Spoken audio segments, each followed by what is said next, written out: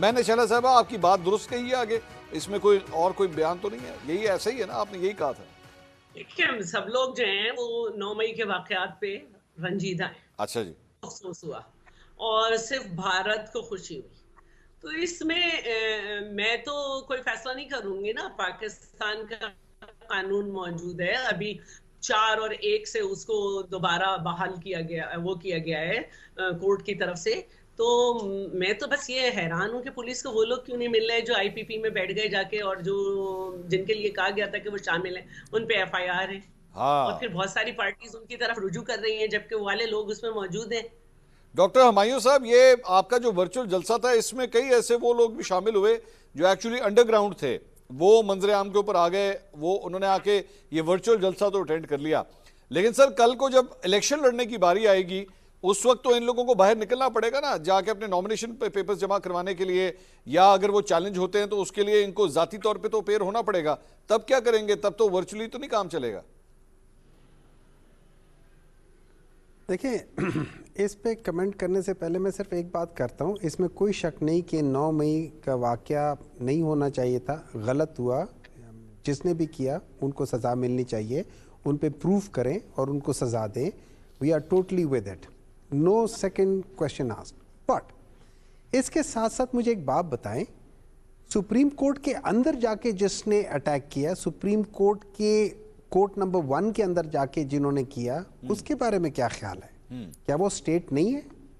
क्या जो 3 पिलर्स हैं उसमें से सुप्रीम कोर्ट सबसे अहम पिलर्स में से एक नहीं है? ठीक है, देखिए, बात ये हो जाती है, ये सारी चीज़ें बहुत सारे, हर एक ने गलत गलत काम बहुत सारे किए। अच्छा, बहुत सारी चीज़ें ऐसी हैं कि अगर आप सिंगल हैंडेडली देखें तो इस मुल्क को जिस एक पॉलिटिकल पार्टी या एक पॉलिटिकल लीडर ने सबसे ज़्यादा नुकसान पहुंचाया है तो वो मियां मोहम्मद नवाज शरीफ हैं। स्टार्टिंग फ्रॉम 1993 के, जब उन्होंने कहा था कि हमारी आर्मी जो है वो हेरोइन बेच के गुजारा करती है, फिर हमारी आर्मी जो है वो इन्वॉल्व है मुंबई अटैक्स में, फिर हमारी आर्मी जो है वो मुझे ये करने नहीं देती और जाके बता रहे, फिर उसके जो chief of army staff, sitting chief of army staff के तैयारे को उतरने ना दें और उसको रिस्क पे ले जाएं कि वो अलॉन्ग विद तकरीबन 200-250 और लोग जो कि जिनका कोई ताल्लुक नहीं है उनकी भी जान खतरे में डालना, और फिर सुप्रीम कोर्ट का, और फिर सो ऑन अदर थिंग्स। ठीक है, तो अगर हम देखें तो सबसे ज्यादा नुकसान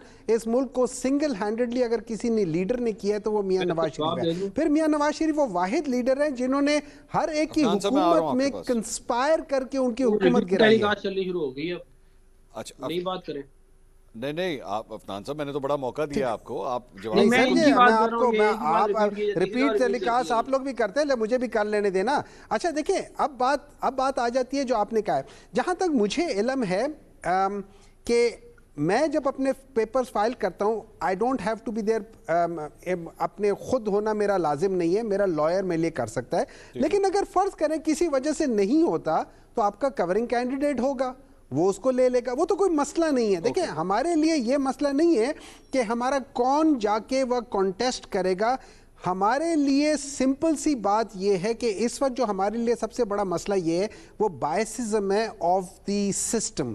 सिस्टम इस वक्त पाकिस्तान तहरीक इंसाफ के खिलाफ है।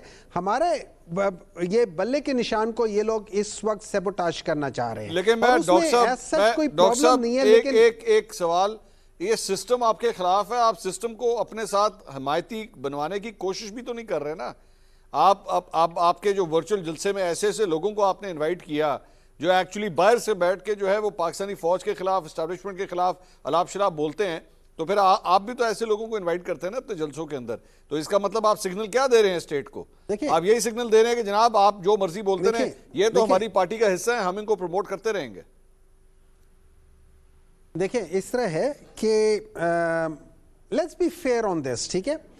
जिस शख्स ने सबसे ज्यादा पाकिस्तान आर्मी को both as an institution as an personal नामों लेकर और 4 साल में जलसों से बाहर उसमें खिताब करते हुए एक एक बंदे का नाम लेकर और उनको रेडिक्यूल करते हुए और उनके ऊपर क्या क्या वो कहता है, आज वो क्या कर रहा है और उसको कौन लेकर आ रहा है और किस तरीके से कर रहा है, ठीक है। सो अगर आप ये सारी चीजें करते हैं तो ठीक है, आप हर एक के साथ करें, मैं बिल्कुल मानता हूं। नंबर 2, उस जलसे में कोई ऐसी बात नहीं हुई जिसमें स्टेट के लिहाज से थे। अगर कोई लोग अंडरग्राउंड थे हैं और उनके ऊपर मतलब देवर वांटेड लिस्ट, तो वो तो मियां नवाज शरीफ साहब भी वांटेड लिस्ट में थे, वो सारे मेरे ख्याल थे। में अब मैं लेकिन डॉक्टर अफनान को आ गया सर, में पॉइंट आ गया आपका। मैं डॉक्टर अफनान को मौका ना दूं तो मेरे ख्याल में ज्यादती होगी। He would want to give his parties version.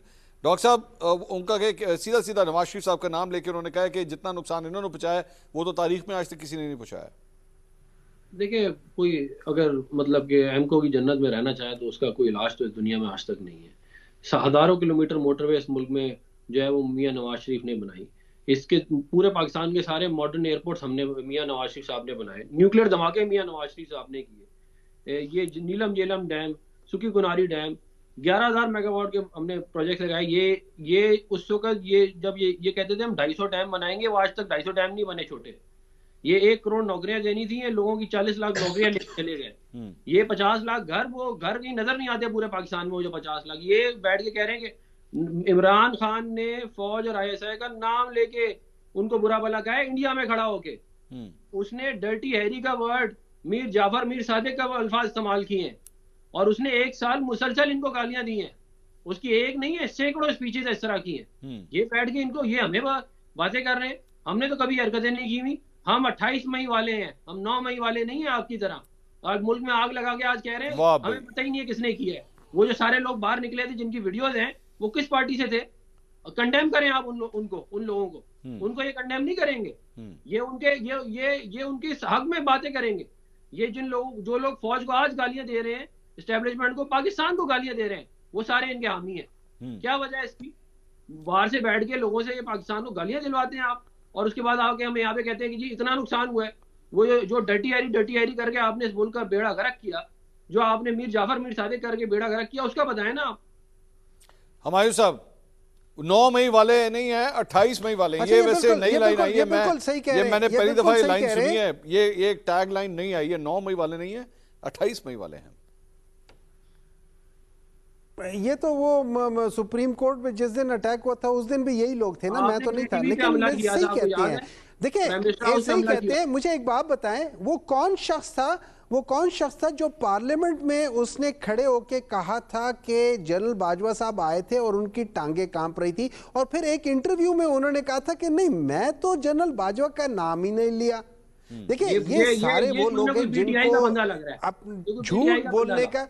Sir जी, अयाज सादिक साहब की आप बात सुन ले, इंटरव्यू अगर नहीं है मैं आपको भिजवा दूंगा। जरा सब्र करें, जरा हाथ हौला रखें। अभी मुझे बोल लेने देना, अभी मुझे बोल लेने दें। मैं आपकी दफा खामोश रहता हूँ। आप जो मर्जी आप वो कहते हैं कि अहमकों की जन्नत में रहते हैं। अरे आप उसी जन्नत में, वो जन्नत आपकी है। 9 मई के लोगों को इमरान खान देखिए इससे करे, मैं बिल्कुल 9 मई को कंडेम करता हूँ। मैं 9 मई को कंडेम करता हूँ और 9 मई के हर उस वाक्य को कंडेम करता हूँ। देखिए आप एक मिनट के लिए जरा खामोश रहें, 1 मिनट के लिए जरा खामोश रहें, एंड लेट्स बी जरा एक पता चले कि यार कोई अच्छे लोग आपस में डिस्कशन कर रहे हैं। डॉक्टर साहब एक काम करें सर, मैं इसको डॉक्टर हुमायूं साहब, मैं इसको ना शॉर्ट कर देता हूं। आपने जो एक लाइन बोल दी मेरे ख्याल में बड़ी जबरदस्त है कि जी 9 मई के वाकयात को आप कंडेम करते हैं। इसके साथ एक दूसरी लाइन और अटैच कर दीजिए, इसमें तहरीक इंसाफ का जो कारकुन इसके अंदर मुलविस है उसे करार वाकई सजा दी जाए, ये भी कहते हैं कारकुन और लीडर। अच्छा, लेट मी से इट, 9 मई के वाक्य में जो इन्वॉल्व थे, ठीक है, और उनके खिलाफ आपके पास ऐसे सबूत हैं जो कि अनरिफ्यूटेबल हैं, ठीक है, रिफ्यूटेबल है, उनको करार वाकई सजा मिलनी चाहिए, बहुत जबरदस्त। और उसके साथ हर उस शख्स को भी सजा मिलनी चाहिए जिन्होंने 9 मई जैसे वाकये किए हैं। मिसाल के तौर पे उन्होंने कहा है कि उन्होंने सुप्रीम कोर्ट के ऊपर अटैक किया है। मिसाल के तौर पे उन्होंने कहा है कि पाकिस्तान आर्मी हेरोइन बेचती है। इससे ज्यादा डेरोगेटरी बात क्या हो सकती है? लेकिन आपने हेडलाइन दे दी है सर, हमें फैसला आ चुका है, उसका ताल्लुक वो हेडलाइन दे दी उन्होंने। शैला साहिबा, ये डॉक्टर हुमायूं साहब ने आज बड़ी डिटेल से मेरे ख्याल में पीटीआई का बयानिया जो है ना वो हमें ब्रीफ कर दिया उन्होंने। ये तो बहुत बड़ी ब्रेकिंग न्यूज है शैला साहिबा। देखिए अच्छी बात है, इनके मरवत साहब जो हैं वो भी अब जाके जिंदाबाद के नारे लगवा रहे हैं, तो जो भी अच्छी बात है जिसमें पाकिस्तान के कवानीन को फॉलो करना हो वो बात होनी चाहिए, और कानून सबके लिए बराबर भी होना चाहिए। कन्विक्टेड के साथ जो आज तक नहीं हुआ वो नहीं होना चाहिए था, और लेकिन फिर ये कहा जाए कि पहले भी दूसरों को जमानतें मिलती थी, तो ये सब चीजें जो है ना इनको ठीक होना चाहिए, अच्छी बात है। और मैं ये समझती हूँ सारी बातें अपनी जगह, लेकिन परवेज मुशर्रफ बहाना था कि मेरा जहाज वो किया गया। जब भी इस मुल्क में डिक्टेटर आया है उसने बहाने बनाए हैं, उसको आप इस तरह से नहीं कर सकते। हम इख्तलाफात जरूर करते, लेकिन उसका मतलब ये नहीं है कि हम परवेज मुशर्रफ को सपोर्ट करें कि उसको अगवा किया जा रहा था, ऐसी गलत बात।